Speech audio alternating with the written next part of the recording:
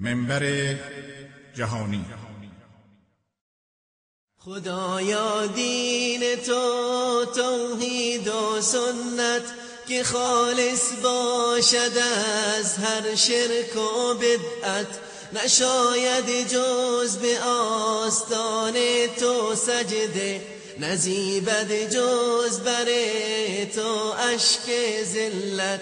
پیام دین حق از تاج منبر بیفشاند جهانی بذر شوکت. شکست هر بت و هر بت نمایی، نماد عزت دین است و دولت. پیام دین حق از تاج منبر بیفشاند جهانی بذر شوکت. بسم الله الرحمن الرحیم. الحمد لله رب العالمین و الصلاة والسلام علی سید الانبیاء والمرسلین و علی آله و صحبه اجمعین. شنوندگان عزیز و گرامی، السلام علیکم و رحمت الله و برکاته. در این برنامه می‌خواهیم درباره حج، این عبادت بزرگ الهی صحبت بکنیم.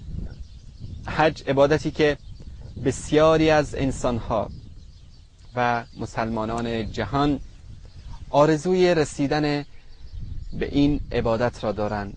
آرزو دارند که برای یک بار هم که شده است در زندگی خود به حج بیت الله شریف بیایند و به دور کعبه شریف طواف بکنند. برای یک بار هم که شده است به این سرزمین مقدس گام نهند و الله سبحانه و تعالی را در آنجا عبادت بکنند. حج در بین عبادت‌های الله سبحانه و تعالی که در دین مقدس اسلام مشروع شده است جایگاه ویژه‌ای دارد. حج عبادتی است که در آن تقریباً همه عبادت‌ها گنجانیده شده است. کسی که به حج می رود طبعاً در مدتی که در حج است نماز می گذارد و برای کسایی که مثلا قربانی نمیدن در بعضی از اموری که برایشان رخ میداد می توانند که روزه بگیرن. در حج ذکر الله سبحانه و تعالی هست، در حج عبادت و دعای الله سبحانه و تعالی هست. یعنی حج یکی از عبادت‌های بسیار بزرگی است که الله سبحانه و تعالی آن را برای ما مشروع قرار داده است. در سوره حج آیه 27 الله سبحانه و تعالی می‌فرماید که وَأَذِّنْ فِي النَّاسِ بِالْحَجِّ يَأْتُوكَ رِجَالًا وَعَلَى كُلِّ ضَامِرٍ يَأْتِينَ مِنْ كُلِّ فَجٍّ عَمِيقٍ. به مردم اعلان کن که پیاده یا سواره بر شتران باریک اندام که راه‌های فراغ و دور را طی کنند به حج کعبه شریف بیایند. دین اسلام دین وحدانیت خالص و یکتاپرستی است.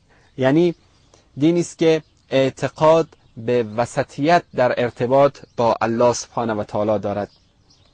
مسلمانان پروردگاری را عبادت می کنند که از دایره ادراک و ابصار بالاتر است. تنها کسانی می توانند این معبود یکتا را بپرستند و به او برسند که دارای تفکری بلند و نیت و اراده قوی و اخلاص در عمل باشند. حج یکی از شعائر عظیم الهی است. حج عبادتی است که در آن درس‌های فراوانی برای امت مسلمه در آن نهفته است. درس یکتاپرستی، درس وحدت، درس جهانی بودن، درس یافتن مشکلات و رنج و اندوه مسلمانان. در حج ما می توانیم با آشنا شدن با مسلمانان دیگر از مشکلات آنها، از رنج و اندوه و دردهای آنها با خبر شویم. در حج تلقین توحید و یکتاپرستی الله سبحانه و تعالی است. در حج فریاد توحید است، فریاد یکتاپرستی است. حج مدرسه بزرگی است که در آن انسان درس‌های فراوانی را در زندگی می‌آموزد. همین کلمه لبیک یا شعار حج، ما ببینید در نماز وقتی از عبادتی به عبادت دیگر منتقل میشیم، از رکنی به رکن دیگر، از تکبیر تحریمه گرفته تا رکوع کردن و سجده کردن، میبینیم که همه این ارکان رو که وقتی از رکنی به رکنی منتقل میشیم توسط تکبیر الله اکبر گفتن، اما در حج توسط لبیک. لبیک شعار حج است.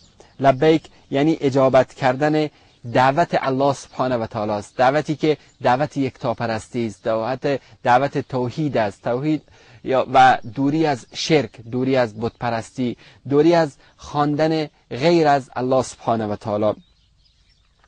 لبیک اجابت کردن دعوتی است که شما را فرا خوانده است و جواب دادن به ندای ذاتی که شما را صدا زده است. از نظر دستوری و از روی عقل درست نیست که انسان جواب کسی را بدهد که سخن نمیگوید و کسی را نمیخواند. پس در این کلمه اثبات صفت کلام برای الله سبحانه و تعالی است، اللهی که ما را به این عبادت دعوت کرده است. همچنین کلماتی که در تلبیه و در این شعار مهم حج نهفته است که در آن خضوع و خشوع در مقابل الله سبحانه و تعالی است. این که انسان میگوید که پروردگارا، من حمد و سپاس و ستایش تو را میگویم و به درگاه تو حاضرم و تنها تو را پرستش میکنم و کسی را برای تو شریک قرار نمیدم. لبیک اللهم لبیک، لبیک لا شریک لک لبیک، ان الحمد والنعمة لك والملك لا شریک لک. این کلمات متضمن اقرار و اعتراف همچنین به صفت سمع و شنوایی برای پروردگار متعال است که محال است کسی که صدای ما را نمیشنود ما او را دعا بکنیم. تلبیه مشتمل بر معنای تقرب و نزدیکی با الله سبحانه و تعالی است و این یکی از شعارهای مهمی است که حجاج در اماکن مختلف و در جاهای مختلف از وقتی که به طواف بیت الله الحرام شروع میکنن، وقتی که به طرف منا میروند، وقتی که از منا به طرف عرفات میروند، وقتی که از عرفات به طرف مزدلفه میروند، وقتی که از مزدلفه دوباره به منا میآیند، این شعار را تکرار میکنن و بر خود تلقین میکنن که پروردگارا ما به خدمت حاضریم، پروردگارا ما به خدمت تو حاضریم، پروردگارا همه حمد و سپاس و ستایش خاص تو راست و شریکی برای تو نیست و همه حمد و سپاس و ستایش فقط و فقط برای ذات اقدس تو می باشد. همچنین در حج یکی از ارکان مهم آن عرفات است. عرفات میادگاه مؤمنان است. حج، همه حج عرفه است. اگر کسی یکی از ارکان دیگری حج را، یکی از مسائل دیگری که در حج بر انسان لازم هست انجام ندهد، امکان دارد که آن را تلافی کند، مثلا با فدیه دادن. اما عرفات را نمی شود که انسان با فدیه دادن یا 1000 تا گوسفند هم کسی فدیه بدهد نمی تواند عرفات را تلافی بکند. پس همه حج عرفات هست و انسان باید سعی بکند که در عرفات حتما حاضر باشد. در عرفات آیه مبارک 3 سوره مائده که الیوم اکملت لکم دینکم و اتممت علیکم نعمتی و رضیت لکم الاسلام دینا نازل شده است. روز عرفه روزی است که الله سبحانه و تعالی در آن روز دین اسلام، این نعمت بزرگ را بر ما مسلمانان کامل کرده است. یعنی امور دینتان را بر شما کامل کردم و نعمتم را بر شما تمام نمودم و اسلام را به عنوان آخرین و کاملترین دین برای شما پسندیدم. و همچنین در سوره انعام آیه 63 الله سبحانه و تعالی می فرماید که قل ان صلاتی و نسکی و محیای و مماتی لله رب العالمین لا شریک له و بذلک امرت و انا اول المسلمین. این یکی از درس‌های مهم در حج است که در اینجا الله سبحانه و تعالی می‌فرماید که قل ان صلاتی و نسکی و محیای و مماتی لله رب العالمین، بگو نماز و نیایش من و زندگی و مرگ من برای الله است که پروردگار جهانیان است، شریکی ندارد و به همین فرمان یافتم و من اولین مسلمانم. یعنی همه این عبادات، همه این لبیک گفتنها، ذبح کردنها، قربانی کردنها، طواف کردنها، از عرفات، از منا به عرفات، از عرفات به مزدلفه و به منا، طواف بر دور کعبه شریفه، همه اینها عبادتی است که انسان خالصانه فقط و فقط برای ذات اقدس الهی انجام میدهد.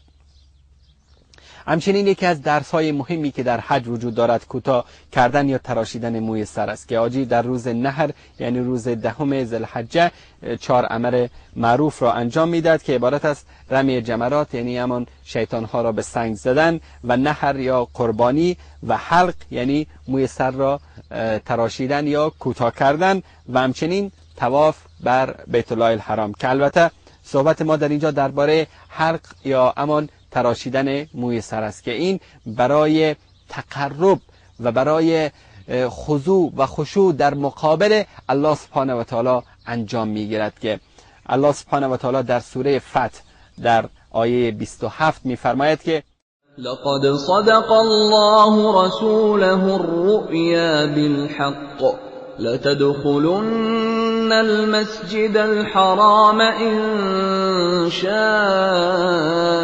الله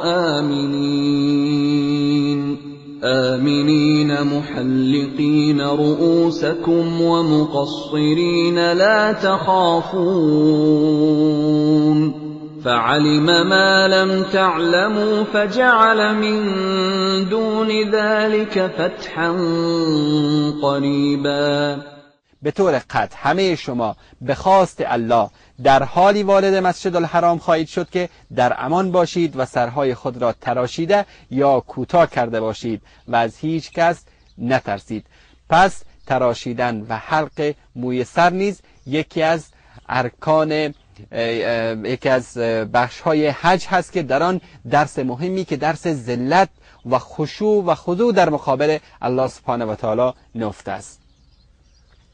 یکی از مسائل مهمی که باید بینندگان عزیز و گرامی با آن توجه داشته باشند اخلاص در دعا است که ما درس اخلاص در دعا را از شعار حج تا پایان یافتن حج آن را درک می‌کنیم که این درس بزرگ است که میگیم لبیک اللهم لبیک، فقط الله سبحانه و تعالی را میخواهیم، فقط به سوی الله سبحانه و تعالی میرویم، فقط او را عبادت میکنیم، به او کسی را شریک نمیآوریم و این اخلاص بسیار مهم است، خاصتا برادران و خواهرانی که قصد دارند در سال آینده به حج بروند.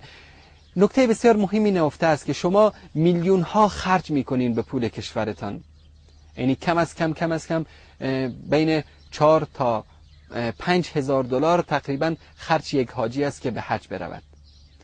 این همه پول را خرج کردید، از خانه و زندگی خود دور شدین، 1 ماه بیشتر سختی راه و مشکلات مسافرت در سرزمین حرمین را متحمل شدید و این همه راه را بین عرفات و مزدلفه و منی پیاده رفتید، قربانی کردید، از پول خود خرج کردید، اما اخلاص اگر نداشته باشید همه این اعمالی که انجام داده اید هیچ به درد شما نمیخورد و هیچ ثوابی و هیچ پاداشی برای شما از بابت آن حاصل نمی شود. پس حجتان باید به خاطر این نباشد که کسی شما را حاجی بگوید، حاجی فلانی، یا به خاطر این نباشد که شما به خاطر اسم، به خاطر ریا نباید این عبادت را، همه عبادت ها را انسان باید خالصانه به خاطر الله سبحانه و تعالی انجام دهد، اما این عبادت خیلی مهم است. امروز متاسفانه میبینیم بسیاری از مردم فقط برای این حج میروند که بگوید که حاجی شده است یا یک پسوند و پیشوند حاجی برای او اضافه شود، که این اعمال مورد پسند الله سبحانه و تعالی نیست و نوعی شرک است. پیامبر صلی الله علیه و آله و سلم در احادیث فراوانی ما را به حج، به این عبادت بزرگ تشویق کردند و طوری که گفتیم باید در این عبادت ما الله سبحانه و تعالی را خالصانه بخواهیم و کسی را به او تعالی شریک قرار ندهیم، زیرا که در سوره بقره آیه 186 الله سبحانه و تعالی می‌فرماید که و اذا سألك عبادی عنی فإنی قریب اجیب دعوت الداعی اذا دعانی فلیستجیبوا لی وليؤمنوا بی لعلهم یرشدون. هرگاه بندگانم درباره من از تو بپرسند بگو من نزدیکم، دعای دعا کننده را هنگامی که مرا بخواند اجابت میکنم، پس از من فرمان برداری کنند تا این که راه یابند و رستگار شوند. برادران و خواهران عزیز و گرامی، در لحظات پایانی برنامه حج یک نکته مهم را خدمت شما عزیزان بیان بکنم و آن این است که هدف از عبادت هایی که الله سبحانه و تعالی برای ما و شما مشروع قرار داده شده هست این است که ما الله سبحانه و تعالی را به یگانگی و یکتایی پرستش بکنیم و اسرار و معانی که در این عبادت ها نهفته است درک بکنیم. مثلا در بخش زکات گفتیم که یکی از اسرار و معانی زکات دادن این است که ما به مستمندان و فقرا کمک بکنیم و سر و یا یکی از اسرار حج این است که ما الله سبحانه و تعالی را به یگانگی پرستش بکنیم و همه عبادات و همه دعا و همه خواسته های خود را خاص و فقط برای الله سبحانه و تعالی قرار دهیم. در پناه حفظ پروردگار متعال باشید. سلام الله علیکم و رحمته و برکاته. خدایا دین تو توحید و سنت که خالص باشد از هر شرک و بدعت، نشاید جز به آستان تو سجده، نزیبد جز بر تو اشک ذلت.